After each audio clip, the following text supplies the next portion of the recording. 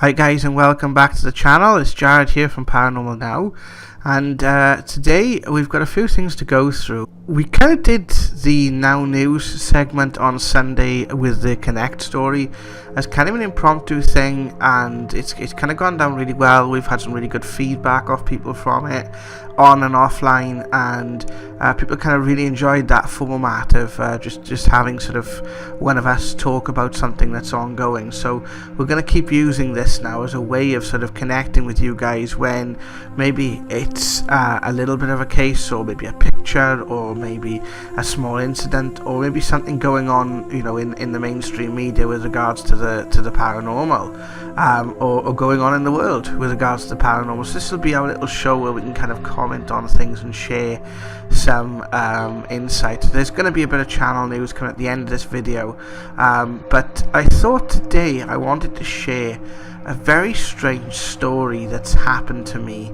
about 2 or 3 weeks ago now, and I wanted to see if anyone else that's followed us has had a very similar experience. Basically, I was visiting a friend. Now, where I live, basically, it's in the Welsh valleys.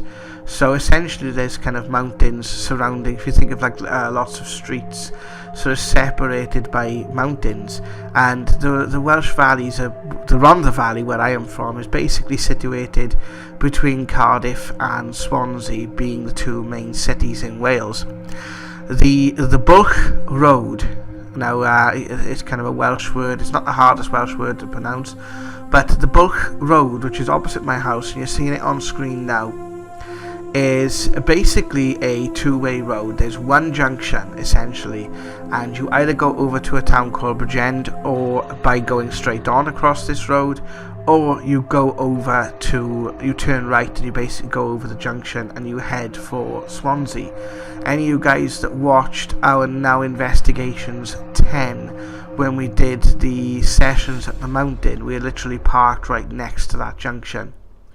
So just to give you an idea of where we're from, we were visiting a friend sort of near Swansea area on that side of the mountain, and it was Sam, myself, and a friend of mine called Dave, who was driving us over to see another friend, and we were on our way back about 11 in the evening, and we started up on the road, and we were having a conversation. We were talking quite in depth, and I noticed us come up on the junction, the one junction basically, so you turn left, and we continued talking, and we were followed down by a car with his headlights on full beam.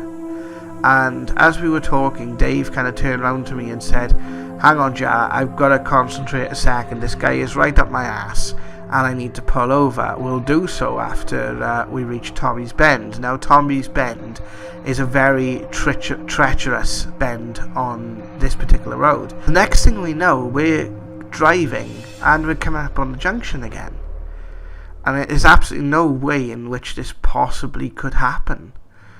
And it's at this point I actually get quite nervous and get quite freaked out by this. Like, I look over at Dave, thinking Dave is a very calm and collected person, so I turned to Dave and looked at him and said, "Dave, haven't we been round here before?" To which he replied, "Yeah, that's very strange. I don't quite know what to make of that. Look, we'll just have to go round again, and hopefully we can correct what went wrong," was the precise words he said to me. So we turned left at the junction and headed back down the mountain. This car again came up behind us, his headlights on full beam, and this time Dave basically said the same thing: "This guy's up my ass, I need to pull over." But this time we carried on talking, because Sam kind of created a distraction, said, "Hang on, didn't this car come up behind us before?" And noticed that I'd said something, and she realised that I'd said that before as well. So kind of lost Dave's attention a little bit, and he carried on going on the bend rather than pulling over. And so basically we came to the main stretch, which is opposite my house, and he did eventually pull in, and the car that was behind us, plus another car that again appeared out of nowhere behind it, just sort of moved past us. But you will actually see this as you're driving down. You can see the town of which I live, kind of on the left hand side there, and you can sort of see that you sort of pass, you can see that village opposite, and I remember actually seeing the village on my left hand side. It was night time, and then suddenly we were back up the top of that stretch again. Now the interesting thing is, this particular journey takes 20 minutes tops. It'd taken us 45 minutes to get from where we were near Swansea to where we were going at the end of that junction. So it's very, very strange. It was almost like a kind of a time loop experience. It was very odd, I've got to admit. It was a very odd experience. It was a very odd feeling. To just sort of like almost sort of, it was kind of like a glitch in the Matrix type experience. So just wondering what you guys make of this. Have you experienced anything like this before? Just let me know in the comments section below.